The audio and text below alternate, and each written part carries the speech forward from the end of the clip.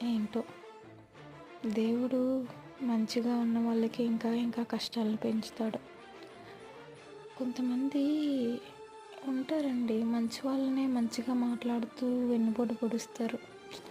అంటే ఎలా అంటే, నాకు కొంతకాలంగా కొంతమందితో ఫ్రెండ్షిప్ చేశాను. కొత్త ప్లేస్‌లో ఉండడం వల్ల తెలిసింది ఏంటంటే, భర్త అప్పు చేస్తుంటే భార్య భర్తకి సపోర్ట్ చేసి పక్క వాళ్ళ మీద పడి తినే వాళ్ళున్నారు. లేకపోతే ఒకళ్ళని ప్రేమించి వాళ్ళని వదిలేసి వేరే వాళ్ళని పెళ్లి చేసుకొని హ్యాపీగా ఉన్న వాళ్ళున్నారు.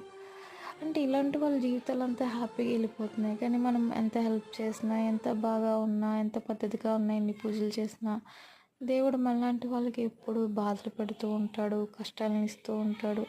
అనిపిస్తూ ఉంటుంది, మంచి వాళ్ళకి ఎందుకు ఇన్ని కష్టాలు పెడతాడు, ఇలాంటి మోసం చేసే వాళ్ళకి ఎందుకు ఇంత హ్యాపీ లైఫ్ ఇస్తారని. కలియుగం కదా, మంచి వాళ్ళకి కష్టాలు ఉంటాయి.